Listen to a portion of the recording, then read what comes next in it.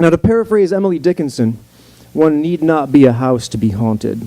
A single mind has corridors surpassing all those of the material world, but within the walls of the young mind, there are so many halls yet to be explored.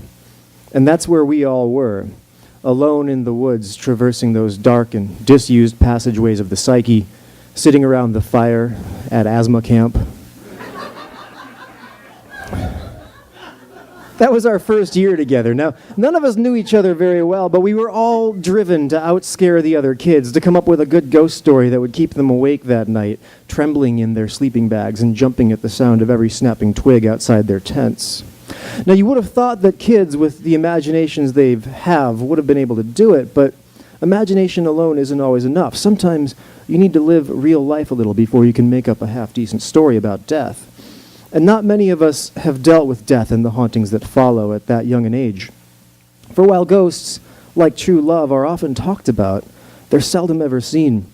So the stories told around that fire were mostly recycled and rehashed renditions of some one kid's older brother, things that he used to tell him to make him cry at night, or upcycled tales of Jason and Freddy and Michael Myers. I remember one kid tried to retell the story of Large Marge from Pee-wee's Big Adventure. But you can't really make that face when you're not actually claymation, so that was a bit of a fail. And when everyone else had taken their shot at delivering one shiver-inducing saga or another, they all looked to the last kid in the group as if the final responsibility for telling a truly scary story was his and his alone. And that kid leaned in a little, and he lowered his voice. And then he went into a ghost story that was very much true. And as he told it, all the other kids knew it was true. It was irrefutable. And the horror of it was something that would affect each of them, deep down, and for the rest of their lives. His story wasn't about moans in the attic or rattling chains or even the resurrected serial killer that still stalked those very woods to this day. No, he was there that night to tell everyone the story of the ghost of who they wanted to be when they grew up. And he looked at each of the other kids, and one by one he spelled out their futures for them. He illustrated all of the gruesome, gory details of their dreams and ambitions. He pointed to the one kid who wanted to be an astronaut, another who was sure he'd be a movie star, and a third who was convinced he would one day be the president. And he told them all exactly how it was not going to happen. And some of those kids tried to bluff their ways through his story, tried to dare him to do his worst because they weren't afraid. But by the end of the night, each of them was hyperventilating and reaching for his various inhalers to quell the bouts of frantic breathing that followed. And every one of the kids was told his future that night, and every kid believed it by the end of the night, and not a single one of them liked what was ahead. And it stormed that night, and we all listened to the fire hiss out between thunderclaps as we shivered and shuddered in our sleeping bags, all of us terrified. The future was scarier than anything we'd ever heard of before. And you know what?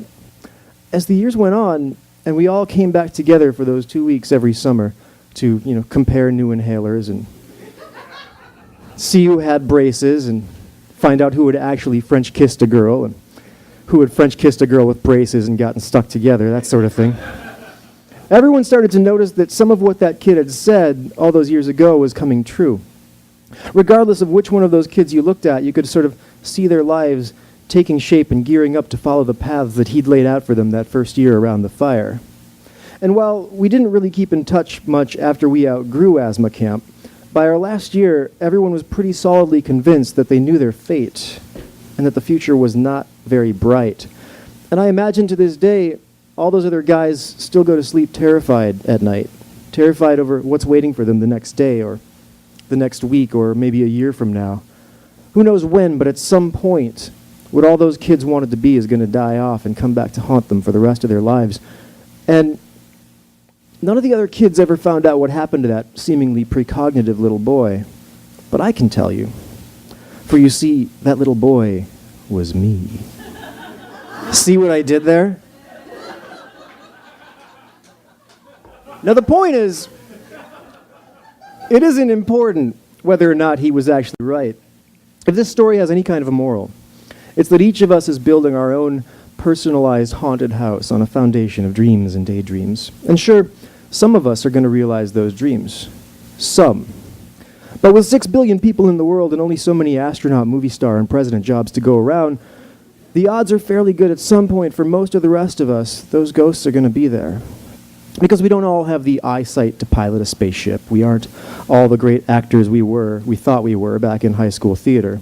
And a lot of us simply care too much about our country to be successful politicians. And so someday each of us is going to wake up and have that realization. Stop dreaming, stop trying, and there will be those ghosts. And all we can really do between now and then is keep dreaming. Don't stop believing, as the man says. Because when you outlive your dreams, you die a little every day without them. And the ghosts of who we wanted to be when we grew up never haunt the living, only the dying. Thank you.